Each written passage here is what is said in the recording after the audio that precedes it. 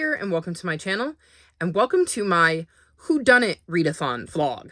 So, I don't know how many days this is going to be, but this is literally going to be a vlog with me reading nothing but books from my Whodunnit TBR. Well, hopefully. I'm hoping that I don't have any, library books that end up overdue, or audiobooks that are going to go back, but, my main focus for this vlog is going to be my Whodunnit TBR, because I realized yesterday that I hadn't actually read any of the books on it yet. So,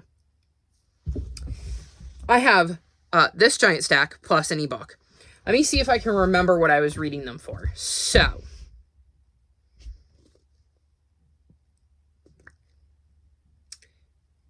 we have the Camelot Code. I think I read this for Candlestick because there's fire on the cover and candlesticks have fire to light them. We're going to skip that one because I gotta think. A Death of No Importance I know is for Mrs. White because Mrs. White was a maid and this follows a lady's maid. The Simple Art of Flying, I believe I'm reading for Mr. Green because there's a lot of green on the cover. I think. I know I'm reading Narwhal, Unicorn of the Sea for Knife because razor thin. The Game Masters of Garden Place I'm reading for The Billiard Room because it's a game. I'm reading The Revolution of Mariana M for Lead Pipe because this book is a brick and heavy like lead. I'm reading The Disappearance of Astrid Bricard for Ballroom because she's wearing an elegant gown that you might see at a ball on the cover. And that just leaves me with Who Are the Navajo Code Talkers, which I think... Okay, so I'm down to Colonel Mustard and The Study. And the other book I'm reading is 999, which is about women during the Holocaust. And a train of which, 1,000 of them ended up, well, almost 1,000, ended up in Auschwitz and how only a few of them survived. So one of them I'm reading for The Study because, and it might be that one, I think it's that one, because The Study, you learn something, and then the Navajo Code Talkers I might be reading for Colonel Mustard because he is obviously a colonel, so war, and this takes place during World War II. Although, really, I think it's World War II. Yes. Though, really, it seems like you could easily switch those, so I'm not 100% sure, but I think so. I'll let you know later in the vlog when I actually read the book which prompt it was for.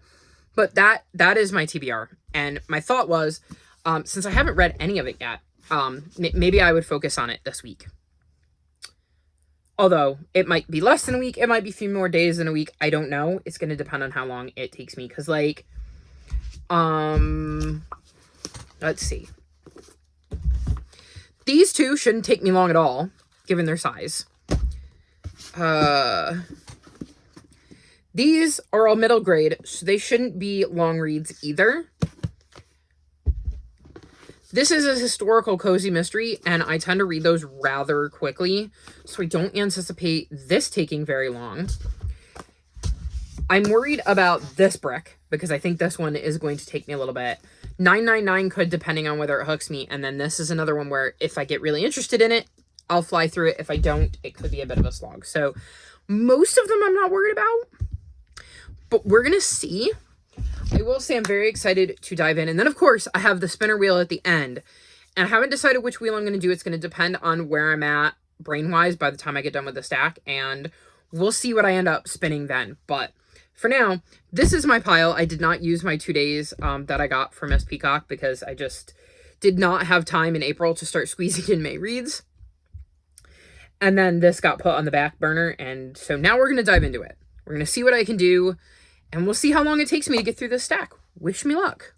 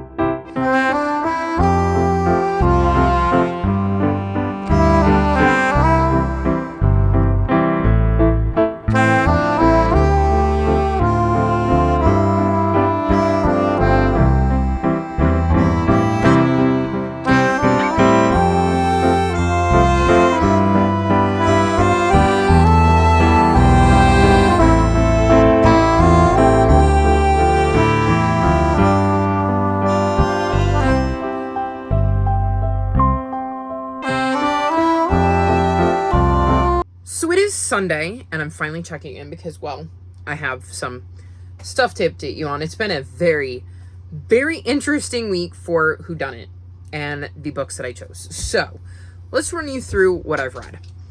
I read Narwhal, Unicorn of the Sea. I gave this 3.5 stars, and I was reading this for the knife because, you know, razor thin. And this is just like a really short, cute little, like graphic novel comic kind of thing with some facts and stuff in it about this narwhal who befriends a jellyfish. I thought it was perfectly cute and fine and adorable. It is one I absolutely plan to pass on to one of the little ones in my life because he is in this weird stage where he's not ready for like proper chapter books, but he needs something that's going to challenge him a little bit more than picture books. And so this feels like a really good way, and he loves learning facts. So with this facts page, I thought this would be perfect. So I'm going to pass this on to him because I feel like it's just a little young for me. It was cute. I didn't have any problems with it. Like 3.5 is still a perfectly fine rating. It just wasn't necessarily something that made me go, yes, I must read the rest of this series. It's really, really cute. And like, if I saw one in a little free library, I would nab it and absolutely read it. But it is not necessarily a series I'm going to go out of my way to check out, if that makes sense. But very cute and highly recommended for little ones who are of the right age. Then I read my book for, I believe, Colonel Mustard, which was Who Were the Navajo Code Talkers? And this is a Who HQ book, and I gave this 4 stars. So this is a middle grade nonfiction that tells you all about the Navajo Code Talkers, and the reason it gets 4 stars is because I wanted more. This is so basic, and that's not a bad thing because it is written for middle graders, but it only like gave me a tiniest little crumb, and it made me want so much more. So I'm really happy that there is a bibliography in the back with book recommendations that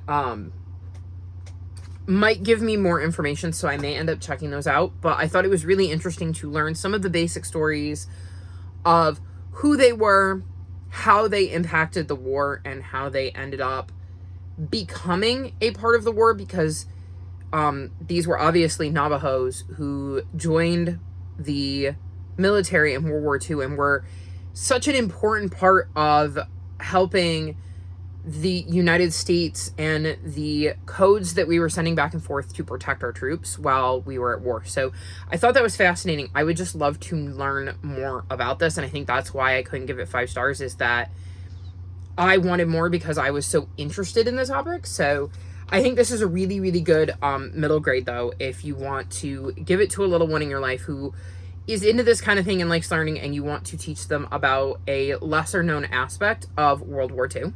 Then I finished my book for Mrs. White by reading A Death of No Importance, because we're following a lady's maid named Jane. And she is serving as a lady's maid to a pair of sisters, Louise and Charlotte. And Charlotte ends up getting engaged to a notorious playboy named Nori, and when he ends up dead, she is in a very unique position that allows her to kind of investigate and hopefully clear Charlotte's name. This was a very average book for me. I wasn't super invested in the mystery. I didn't really connect with any of the characters. It wasn't bad necessarily. It just didn't really click with me. It is historical fiction, so you've got some of that aspect in there as well. I was not super engaged. It was one I could have easily put down and walked away from and never picked back up. But like I said, it wasn't a bad book, hence 3 stars. It didn't keep me engaged. And when I'm reading a mystery, I need to be really invested in the mystery or the characters or something that keeps me engaged with the story. And this just didn't have it. So it was fine. I don't really have much more to say because it was just a book I happened to read. Then for the study, I read 999, The Extraordinary Young Women of the First Official Jewish Transport to Auschwitz. And I gave this 4.5 stars. So this is a nonfiction that obviously is going to be set during World War II. And this tells the story of the first load of Jewish women who ended up in Auschwitz. And they came from Slovakia. And the author talked to some of the survivors and really researched into some of the survivors of this transport, because some of them did actually survive. And it is brutal. It is absolutely brutal hearing what these women went through. hearing it in their own words, because she definitely quotes, the author does, the women that she's talking about. You are very clear when you're hearing from the women. I've read a lot of stuff about the men, less so the women, and it is crazy to think what some of these women had to endure. It's just another look at a different part of the horror that is the Holocaust, because I had never heard of these women. I had never heard about this transport that moved these women to Auschwitz. I did not know how they were kind of tricked, because they thought they were going to like a warehouse to work, and that it was going to be like a 3-month work camp, and then they would come home and see their families again. And most of them didn't, either because they didn't make it or their family didn't make it. So it is very heart-wrenching. I thought it was very well done with the way it was laid out and how they went through the journey. It is just a very, very hard read, but I'm really, really glad that I picked it up. And it definitely opened my eyes and introduced me to a completely different aspect of the Holocaust that I didn't know before. And honestly, I can honestly say I'm tired of learning new things about the Holocaust. Not because I don't think I should know them, but because every time I think I've heard all of the horrors I could possibly hear, I end up finding something else and realizing it was even more horrible than I realized. So maybe someday we will know the full horrors, but from everything I've learned, the Germans and the Nazis destroyed so much evidence that I don't know that we'll ever know the full story of the horrors that went on there.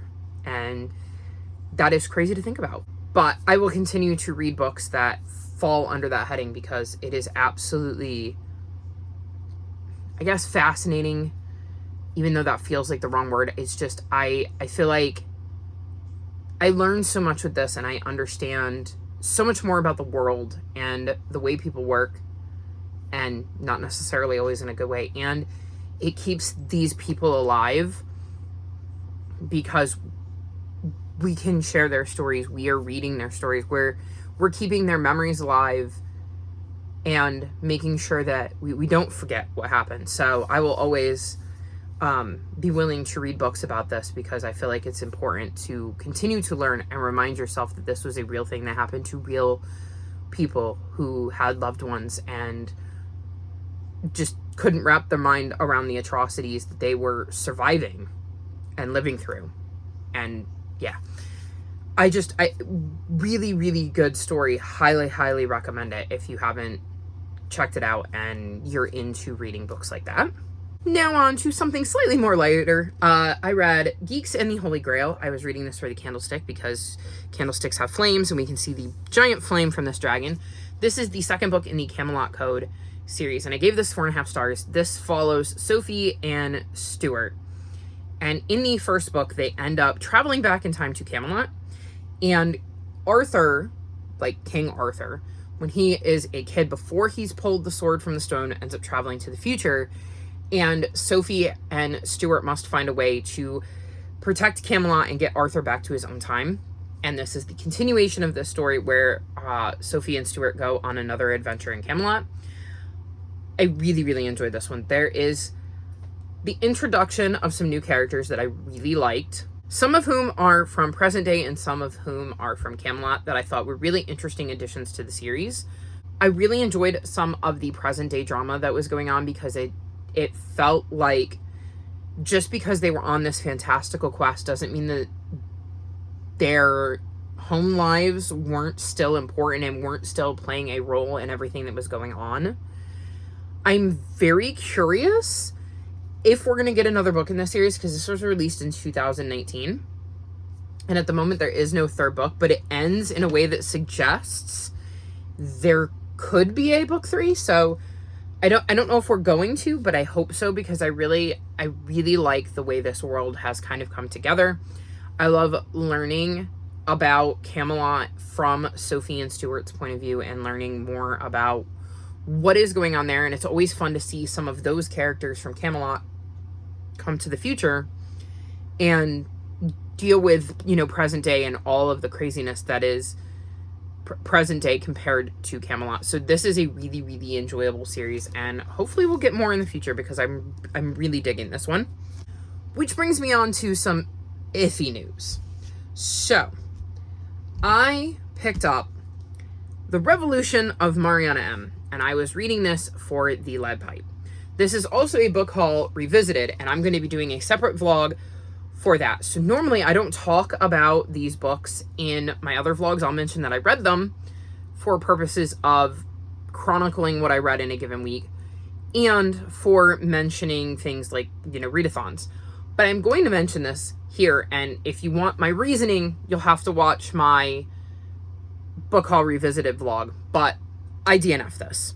I got about 80 pages in, maybe 90, and I was like, this is not clicking with me. I will tell you that. So given that it is such a thick book, if I'm 90 pages in and I'm struggling, I'm not going to stick with it. So I'm going to be swapping this out for everything else in the universe.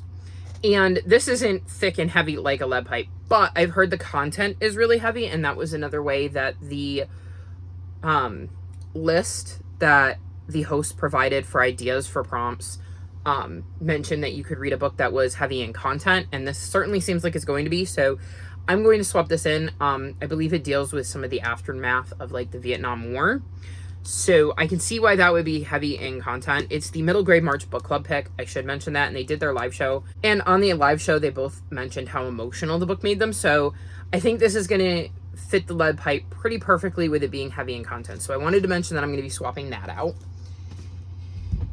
And unfortunately, in that same vein, I was reading The Game Masters of Garden Place. Again, another one of my book haul revisiteds that I'm going to be DNFing. I was reading this for the billiard room because it is playing a game. So, trying to remember to take my bookmark out. You would not believe how many bookmarks I have lost because I've left them in books. So this is another DNF if you'd like my thoughts on why. Keep your eyes peeled. At some point there will be a book haul revisited vlog going up where I will go into detail. But that means I needed to swap this out. So I was on sprints the other night, and I was struggling to find books that felt like they fit the billiards room, and I got some great ideas from the chat that night. So instead, I'm going to be reading Whispers of Warning. So this is a historical fiction book that follows somebody who has medium abilities, so they can kind of contact the other side. We see a lot of people that she interacts with, our main character, who have some of those kind of, I don't even know what the word is I'm looking for here, but those like you can read palms, you do tarot, like that kind of stuff. And one of the suggestions in the chat was that in billiards, you have billiards balls, and one of the billiard balls is obviously the 8-ball, and magic 8-balls tell fortunes, and people in here might use their skills to tell fortunes. It's a giant stretch, but I was also thinking that in this, it is historical fiction, and billiard rooms tend to be stuff you would find in historical builds or in historical time periods. So I was kind of tying those two together. It is definitely a stretch, but I feel like it is still within the rules because I do have a very good reason. Like, fortune telling relates to a magic 8-ball, and there is an 8-ball in billiards, and like I said, the historical time period would fit more with the time period when billiards rooms were popular. So I'm going to be switching to this one. I don't really want to tell you what this one's about because it is the second in the series, but in the first one, we're following Ruby, who is working at like a traveling sideshow with her father, and her father kind of screws her over by accidentally murdering somebody. So she has to leave before she gets implicated and ends up with her aunt, and finds out basically that her aunt is running a kind of hotel that caters to people who believe in the ability to contact the other side or read palms, etc. And she's had some abilities she's kept under wraps, and is now realizing that maybe, she's in a place where that is normal. And she ends up solving mysteries because somebody dies in the first book. I'm assuming somebody is going to die in this one too. So I really, really enjoyed the first one, so I'm excited to read the second one. And then I have made progress on my prompt for the ballroom, The Disappearance of Astrid Bricard, because we have this beautiful dress. I'm just under 100 pages in, and I'm really, really enjoying this. This follows two timelines. So we have Astrid in the past, and we're learning about her, and she's at a fashion design school. She wants to be a fashion designer. And then we go to the future where we're following her daughter, who is also into fashion, but has never really known her mom because her mom disappeared when she was really, really little. But we don't know what happened to Astrid, hence the disappearance of Astrid Brykard. So I'm enjoying this. This has definitely intrigued me. And I'm very, very excited to get back to it. The only reason I set it down is because on sprints I was trying to work on books I didn't have an audiobook for. And then I ended up DNFing one, and I finished Geeks in the Holy Grail, and I ended up listening to the end of 999 because I was closer to the end of that than this. So that's kind of where I'm at.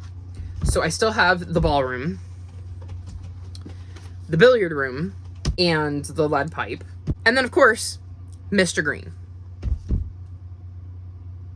Because I've finished the study, the knife, the candlestick,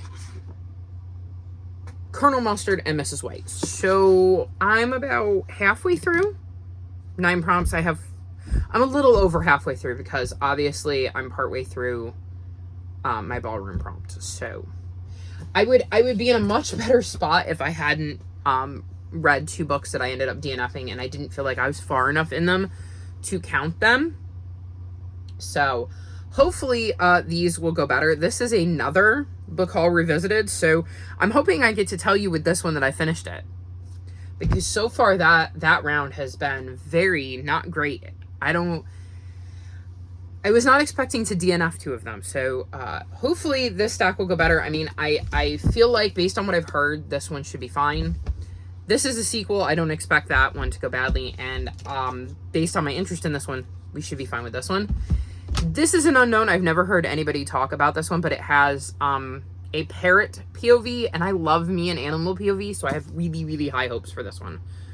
But I guess we'll see. I was hoping to be wrapping this vlog up like today or tomorrow, but that's not going to happen. So let's see if we can keep it at a week, which would give me 2 days to finish these, which is something I'm capable of. So fingers crossed I can do that, and I will check back in when I have finished these 4 to let you know what I thought of them, and then spin the wheel to see what my wheel prompt is.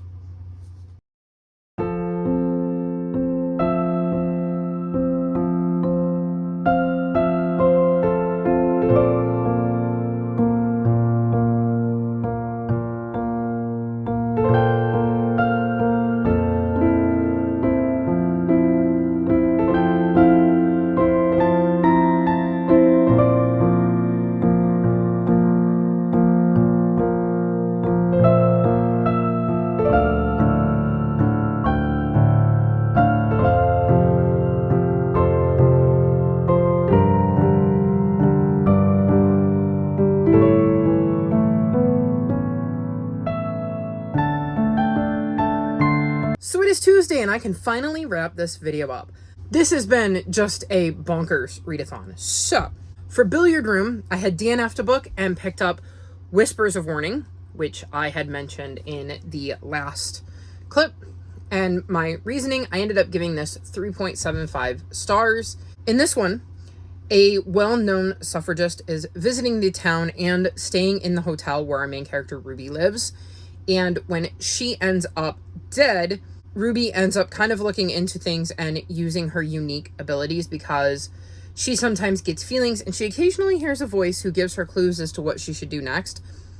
This hotel has a ton of people who have those kind of supernatural, paranormal, whatever word you would like to use for it, abilities.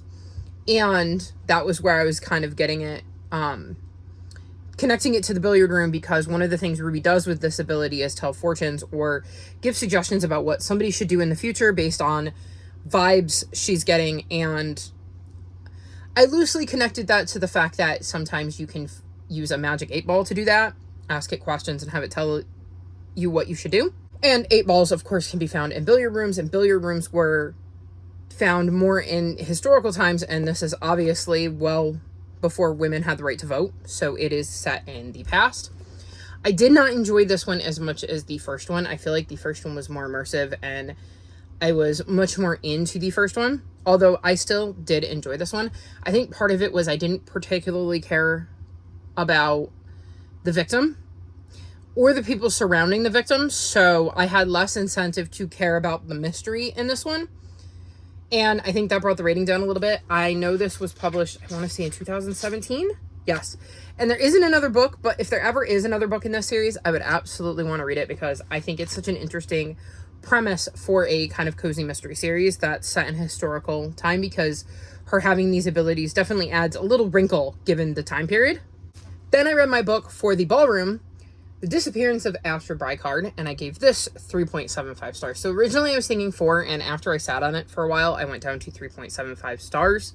This mainly follows 2 timelines. We have Astrid in the past, and then her daughter Blythe in the future. And we know Astrid has disappeared, and we don't know what happened to her, so we're seeing the important bits of Astrid's life that lead up to her disappearance, and then we're seeing present day and Blythe's life and how she's dealing with that and how it connects to the disappearance of her mom. There are also sprinkled throughout the book POVs from Blythe's grandmother, Astrid's mom, which I think adds to the story. I was really, really intrigued with this to start, but I felt it went a bit long. I feel like it could have wrapped up a little bit quicker, and I can honestly say I wasn't a huge fan of how it wrapped up. I thought it was a book that definitely kept my attention and definitely made me want to find out what happened. But like I said, I think it was a bit wordy, a bit lengthy. I think some of the pages could have been chopped off to kind of tidy it up and make it a little bit, I don't know, faster or something.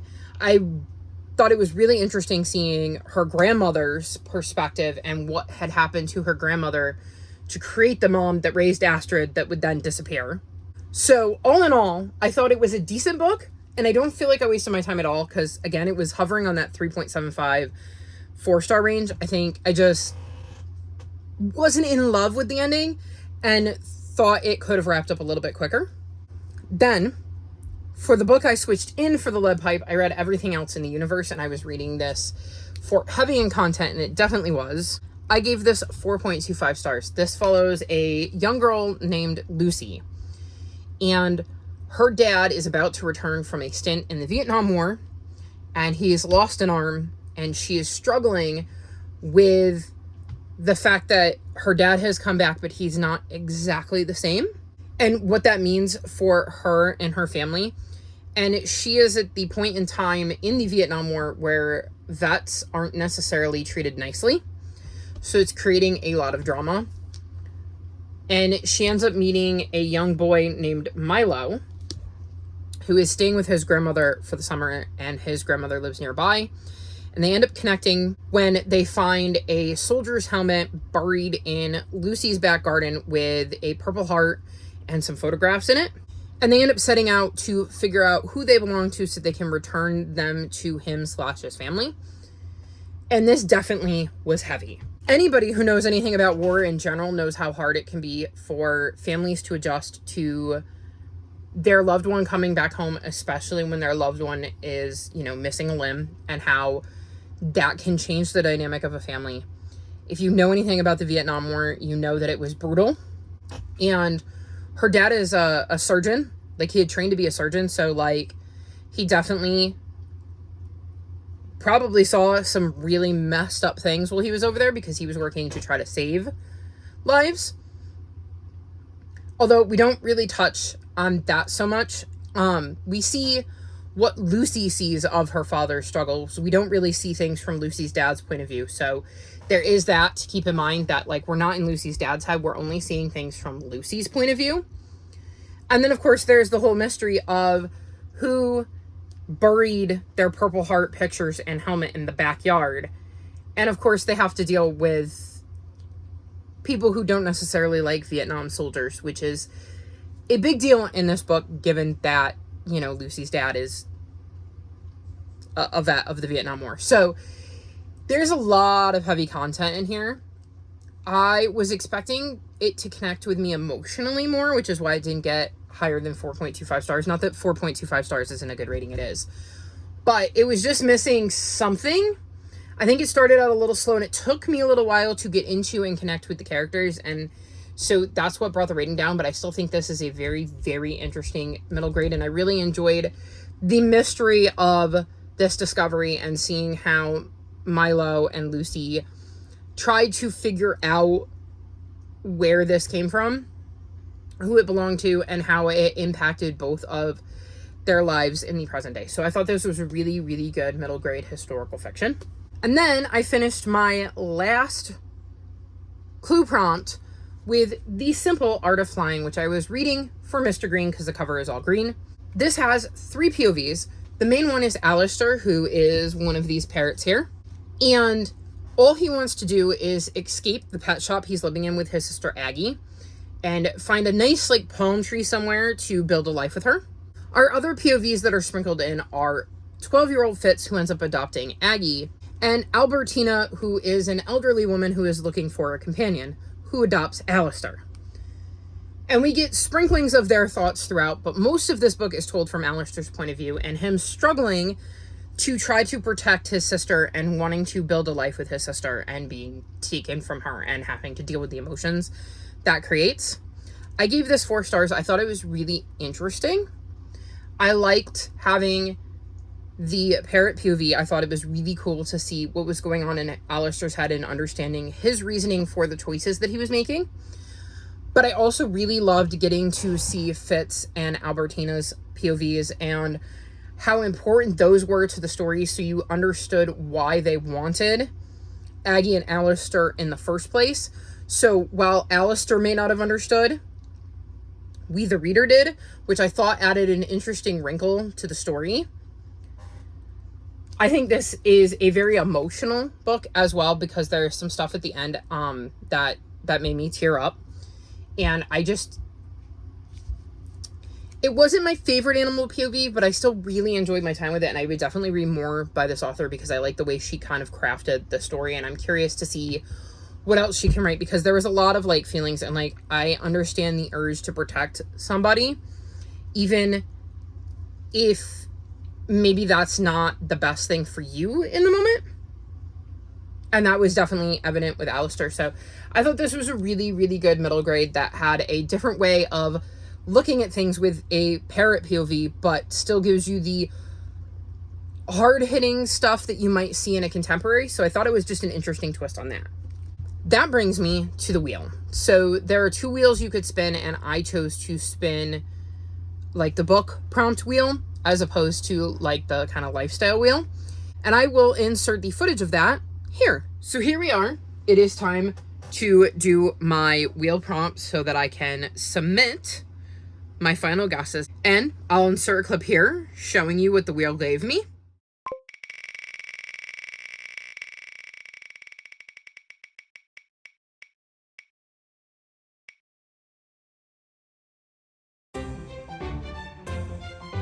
And as you can see, it was number generator. So what I've done is I have taken all the books that are left on my TBR at the moment and put them in 2 stacks here. So we're going to start with 1, and then we'll go down, and then we'll go up here.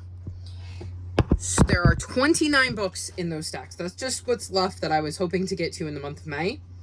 We have our generator here, and we're going to generate the number 16.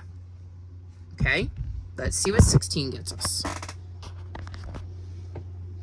1, 2, 3, 4, 5, 6, 7, 8, 9, 10, 11, 12, 13, 14, 15, 16. Let the Sky Fall. That is perfect. It is one of the few books left on my Phase 10 TBR, and I've been putting it off, so I guess I'm reading it now. Here's hoping I like it. And we're back, because I started reading this. I'm on page 64 and I'm DNFing it. Nope, it's given me a bit of an ick factor. It's a YA fantasy romance. We're following this guy named Vane, and he's been dreaming about this one girl since a tornado killed his parents, and somehow he managed to survive a Category 5 tornado with just some cuts and bruises. And that was when he was a kid, and we see him as an adult, and he's been dreaming about this girl for like 9 years. And every girl he meets, he compares to her, and there's just, yeah. It's not working for me, and I wanted it to because it's Shannon Messenger, and I love Shannon Messenger, but we're just, no. Nope. I'm calling it early on this one. So we're gonna have to spin again because I feel like I'm supposed to read a book. So here are my piles. They're in a slightly different order because I had put them all away thinking I was set. So let's see what number I get this time. Oh, how about I? 24. So 1, 2, 3, 4, 5, 6, 7, 8, 9, 10, 11, 12, 13, 14, 15, 16, 17, 18, 19, 20, 21, 22, 23, 24. Okay, looks like I'm reading The Unforgivable Guinevere St. Clair. Let's see if I can get this out here. So there you go. That's book number 24. Hopefully this one will go better. And we are back. This is a 5-star prediction. So I'm normally only going to talk about these in my 5-star prediction blogs, but I'm letting you know all here. I'm DNFing this. I made 2 chapters.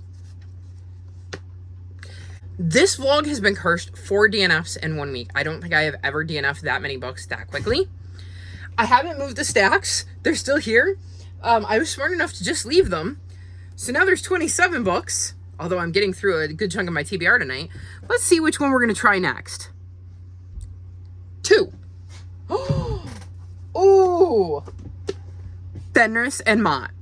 I'm sorry I didn't show you the stacks, but like, it's 2. It was 2. I promise it was 2. You can look back at the last clip. I did not change the order of any of the books. This is Fenris and Mott.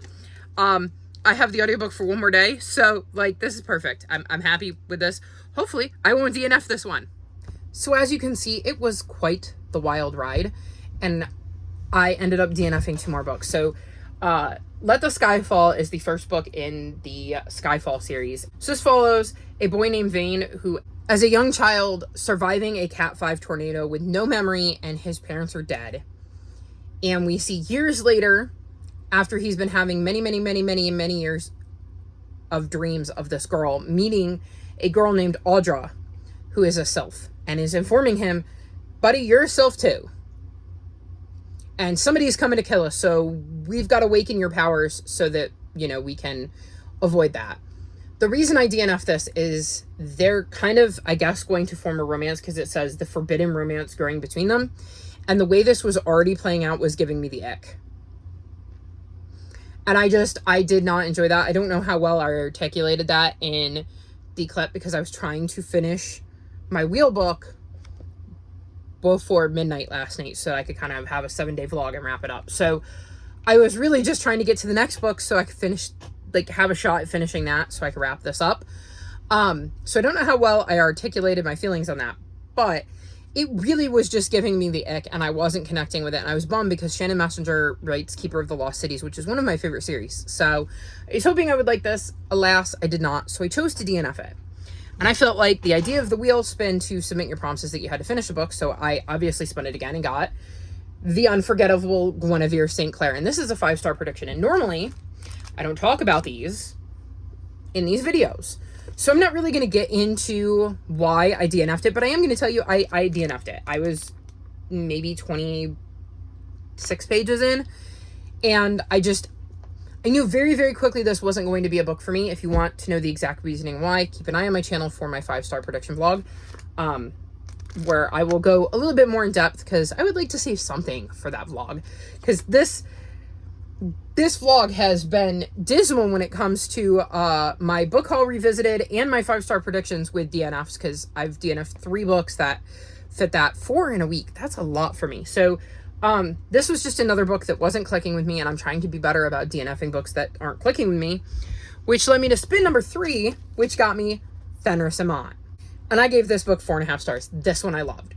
So this follows a young girl named Mott who finds a puppy in like a recycling bin, brings it to the vet, finds out it's a baby wolf, and promises to hang on to it and take care of it, because that was a promise she made when she pulled him out of the recycling bin, until a wolf rescue can get there to take him to like a wolf preserve. But on her way home, she ends up learning that he is actually Fenris of Norse mythology fame, and he is supposed to bring about Ragnarok. And so that creates a whole new wrinkle for Ma, and she's got to figure out how to deal with her attachment to this dog who is supposed to bring about the end of the worlds. I love this. I thought it was really cute. I love the inclusion of Norse mythology. I thought it was really fun how they incorporated that into the story. I thought Ma was a very strong character and very attached to her principles, and was like, I made a promise to Fenris that I was going to protect him, and I'm going to do this no matter what. And I thought that was fantastic. It is definitely on the younger side of middle grade, so keep that in mind, that if you're looking for something you can really sink your teeth into middle grade wise with the mythology a la Rick Riordan, this probably isn't going to give you what you're looking for. But I thought it was a really sweet book. It made me chuckle and laugh out loud a bunch, which honestly, after the week I've had, was the exact book I needed to pick up. So I absolutely love this, and I'm so glad that the wheel spun it for me. So there you have it. That was my entire week. I have submitted my guess, because I've submitted all of my books, gotten my clues, watched the video, and submitted my guess as to who I think did it. I'm not going to say here because I'm pretty sure I'm going to be posting this before the end of May, so I don't want to give it away to anybody. But hopefully I got it right. I mean, I had all the clues, so unless I marked something down wrong or misheard, there's no reason I shouldn't have been able to guess correctly. I had a lot of fun taking part, even with the mishaps, and I have to say, I did those spins live on sprints. Like, I filmed when I was not on camera, like during a sprint, but I was talking to my chatters during the chatty bits about what was going on, and they were having a blast with the chaos of, no, I'm really not enjoying this. I think I'm going to DNF it. And they're going like, spin, spin, spin. So it was a really fun time being able to have all of the chaos happen while I was live on the internet. So that was kind of cool. But I had a lot of fun with this readathon. It definitely made me think outside the box a bit and remember that prompts can be stretched as far as your imagination will let you. A la Whispers of Warning, where I use like fortune telling to represent the billiards room. So I had a lot of fun, and hopefully everybody else who's taking part had fun as well. And thank you to the host for hosting. Hopefully you'll do it again next year so I can take part again, because I really did have a lot of fun. But that's going to be all for this vlog, because I've shared everything I've read. I've made my guess, and there's nothing really more to add. All of my social media is linked in the description below if you'd like to come chat with me. If you've made it this far in the video, leave me emojis related to Clue. Like this video and subscribe to my channel, and I'll talk to you next time. Bye!